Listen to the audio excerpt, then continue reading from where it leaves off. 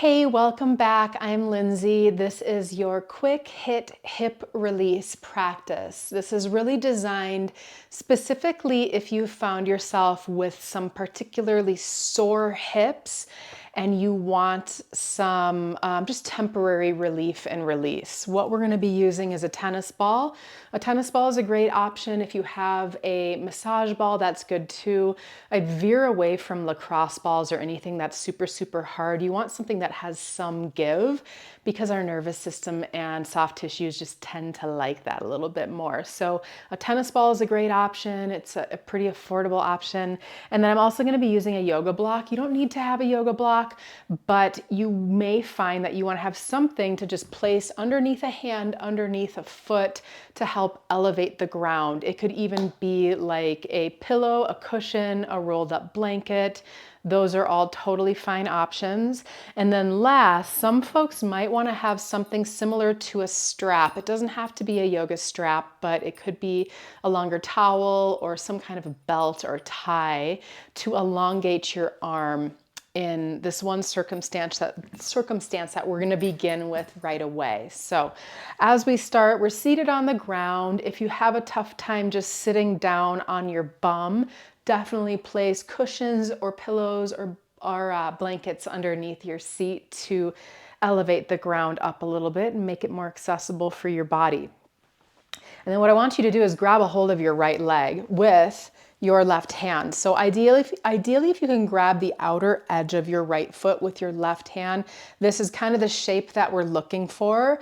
If your anatomy doesn't quite allow for this, this is a moment where it would be great to have something like a strap that you can wrap around your foot, lengthen out your arm to make that connection happen. So connect your hand to your foot in whatever way works best for you. And then in terms of your left leg on the ground, you can just find a position in that leg that winds up feeling most comfortable for you. Post up on your right hand on the ground, and then we're gonna start just by rolling and sliding across your right glute. So what we're looking for is some degree of sensation, but nothing crazy. So we're always going to be working through a pain-free range of motion. You may find that you have space to lower down onto your forearm and you might like that.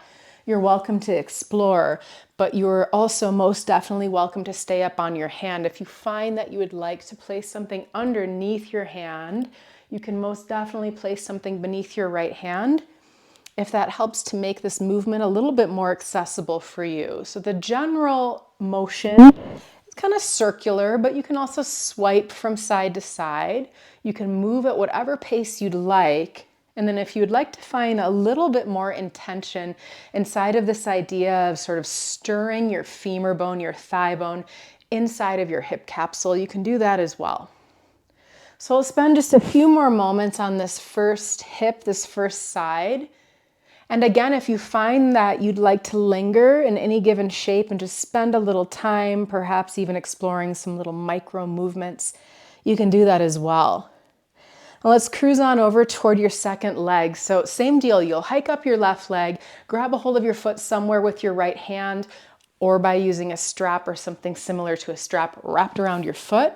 Then place your left hand either on the ground or on something and start to explore a bit of movement, while you at the same time offer some load into the tissues in your left hip. So sliding all the way across your glutes toward the outer edge and then forward toward the base of your seat. Same as before, lower to your forearm if you wish, or stay in more of an upright position. Move a bit more quickly or way more slowly, or even pause for a few breaths.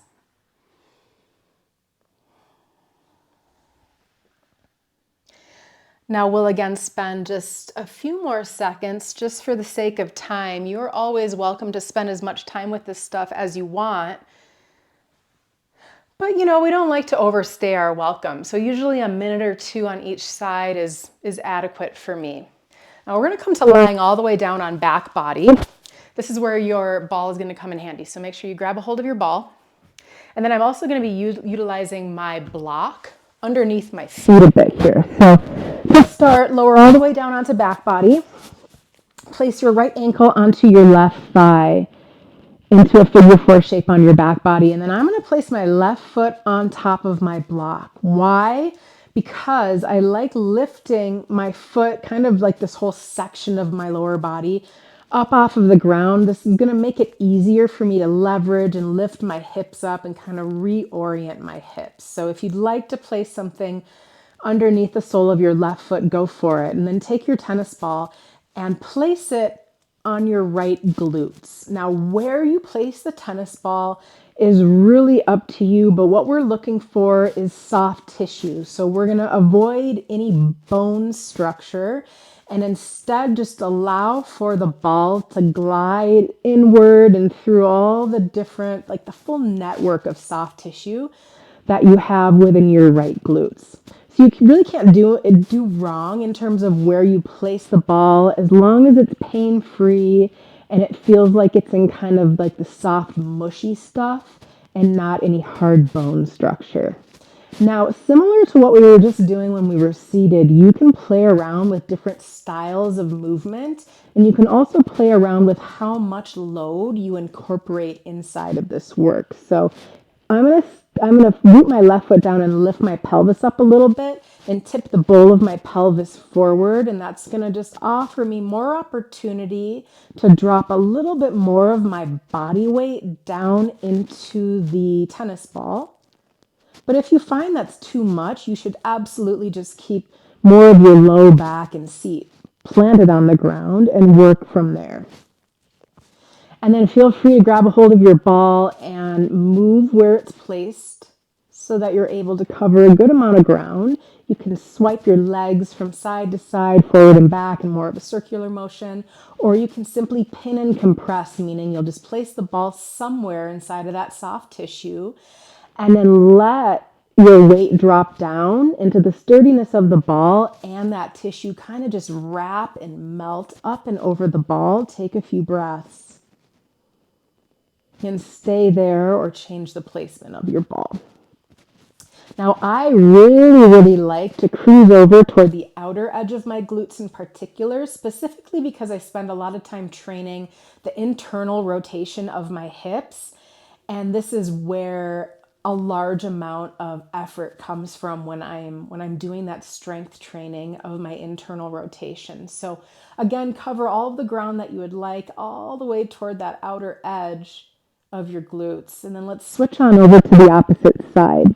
And same as what I was mentioning before, you can stay with this work for as long as you'd like, but there's no need to just be mashing down on our tissues for tons and tons of time. So a couple minutes will usually do the trick, anywhere from 2 minutes to 3 minutes on either side of your hips should be more than enough. So you'll move things around, you'll shift and shimmy your hips, you can tuck and untuck through your pelvis, you can just pin, compress, spend a little bit of time. And of course, we know that breathing is a really great way to signal safety to our nervous system. So if we are hoping to create this sense of softness, even in these physical components of our body, like say our hips, if we are able to breathe just in a really simple, smooth, steady way, we are communicating to our nervous system that we are in the safety zone, at which point our nervous system will then communicate to our soft tissues that it is fine to relax and release. So you can again spend as much time as you'd want on either side.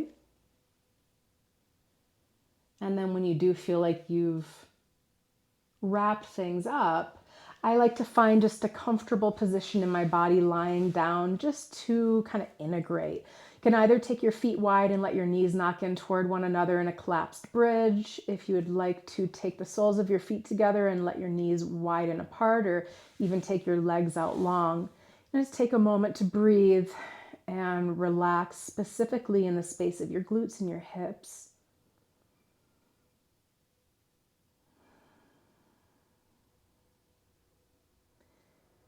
And when you're ready ready to move on, move on. You can use this practice anytime you want. I find that it can be a really nice way to end the day and even prepare for sleep. It can be a nice way to downregulate the nervous system and get ready for a restful night of sleep. Thank you for joining. See you next time.